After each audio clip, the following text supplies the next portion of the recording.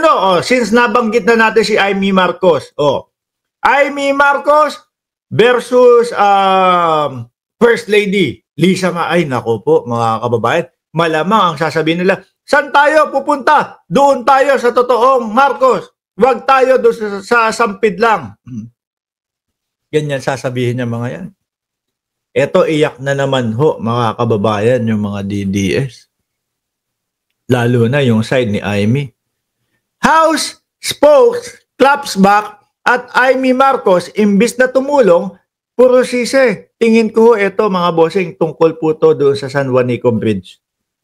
Ano po? Sa San Juanico Bridge. Naku, si Amy, ano na talaga, Duterte na ho mga kababayan. Bakit to? Yung style na sasabihin kung ano-ano para masira lang ang administrasyon kahit walang basehan, kahit walang ebidensya. Ganyan na po ang style ng mga DDS ngayon, mga kababayan.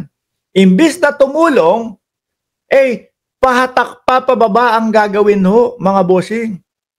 Pahatak pa pababa.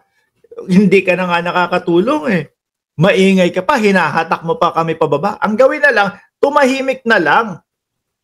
Di po ba? Tumahimik na lang. Para hindi pa nagiging negative. Doon ka na lang, di ba? At least tuloy-tuloy yung gobyerno.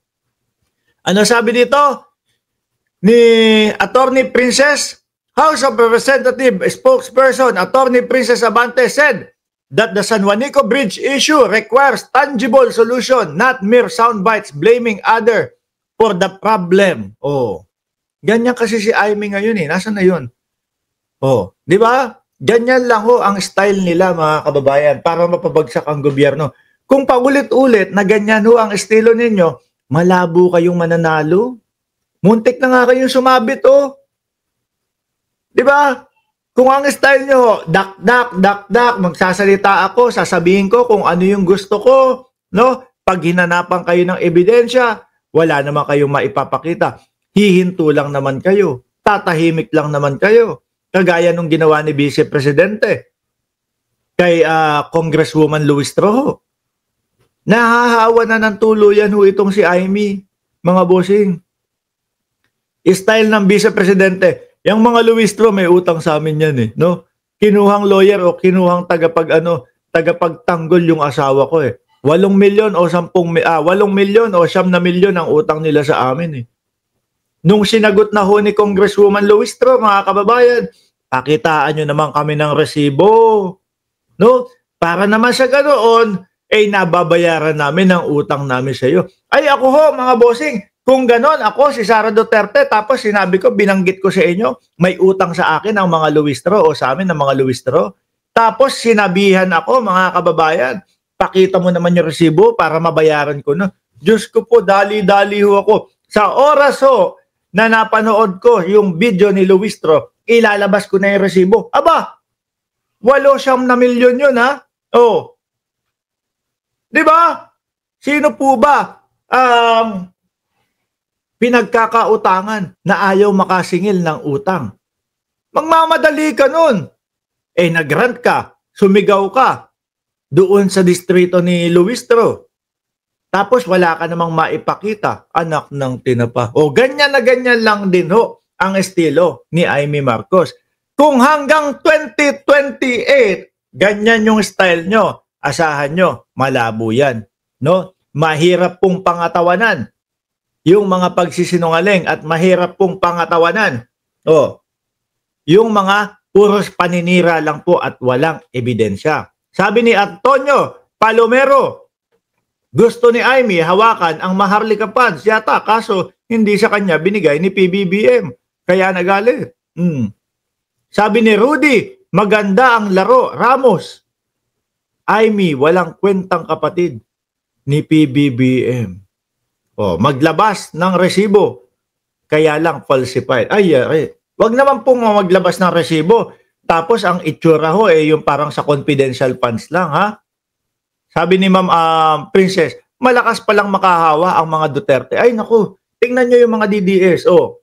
Kapag ka pumapasyal dito, kapag pumupunta dito mga kababayan, yung mga DDS, ano sasabihin? Pinupolitika lang si Inday Sara Duterte kaya tumahimik ka Mark Ramos. Ganon yung mga DDS. Di po ba? Kasi yun lang din ho ang sinasabi ni Inday Sara Duterte at nung mga kasamahan niya. Pinupolitika lang eh. O, paulit-ulit. Ano po masasabi nyo doon sa resibo? Kayo po ang nagpasa nun sa COA o Commission on Audit. Ano po masasabi nyo doon? Wala, pinupolitika lang kami. Maano ba namang, hindi, ganito kasi yan eh. Kami naglabas noon, ganito, yun ang ipapaliwanag. At mukhang ang hirap ipaliwanag. Ano po? Kasi po, sa Congress pa lang mga kababayan, hinahanapan na sila ng paliwanag. Yun po ay pagbibigay sa kanila ng karapatan upang maipaintindi nila yung kanilang side. Pero ano po ang ginagawa nila? Wala. Ayaw nila. Pinapaikot-ikot nila. Di po ba? O tapos gagatong si Amy Marcos. Nag-iikot na yung dalawa. Nakikita ko, di ba? Kung saan na pumupunta yung dalawa.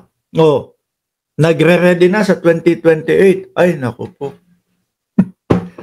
Kung ang baon nyo po hanggang 2028, mga walang kakwenta-kwentang bintang, mga walang kakwenta-kwentang mga paninira, walang backup, naku po, baka yan pa ang ikatalo ninyo. Kaya kung ako sa inyo, total, nag-iikot na naman din kayo. Labas-masok na kayo ng bansa, no? Papunta na kayo sa iba-ibang parte ng mundo na merong OFW. Plataporma na ang ilatag ninyo. Hindi makakatulong yang paninira. Matatalo kayo dyan. Matatalo ho yung mga yan, mga kababayan. Sabi ko nga sa inyo, pag nagtambalan po, yung pink at pula, tapos Riza Ontiveros, Presidente, Vice Presidente, First Lady Lisa Marcos. Siyempre po kami na mga sumusuporta kay PBBM at sa gobyerno po ngayon, gusto namin ng tuloy-tuloy. Gusto namin walang hinto. Di ba? Yung panunungkulan ni PBBM ay panigurado ho, mga kababayan, ganyan mangyayari dyan pag nandiyan si First Lady. Siyempre kami, as supporter ni First Lady, ang iboboto namin, Riza Ontiveros, kesa naman kay Sara Duterte. Di ba? Kung dalawang yan, yung dalawang yan ang magtapat sa 2028, siyempre pupunta kami doon sa Riza Ontiveros. Yung mga pink naman, total okay naman yung naging panunungkulan ni Bongbong Marcos no?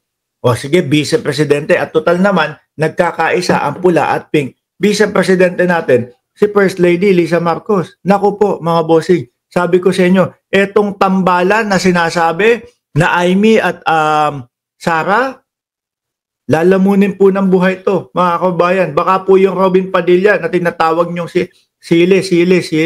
Baka ano po yung maliit na lang, buto na lang na sili. Bakit niya ba tinawag na sili si Robin Padilla? Hindi ko alam. No? Kasi meron mga nag-aano dito, may mga nagko-komento sa si Boy Sili. Hindi ko alam kung bakit Siya daw kasi ang magiging campaign manager nitong Amy at nitong Sara Duterte pagkakaisa, no? Para sa 2028. Manang Amy, hindi ka naman daw nakakatulong sa gobyerno. Wag nang hilahin pababa, no? Mas okay yung tahimik ka na lang. Mas okay yung kung tahimik ka na lang tapos wala ka naman palang naitutulong dito sa San Juanico Bridge. Di ho ba?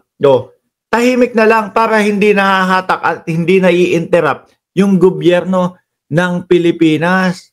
Di po ba? Sa pagpapaunlad, mga kababayan. Sa pagpapabilis ng transportasyon. Lalo ngayon, ang daming natauhan sa pinagagawa ng Duterte and Friends.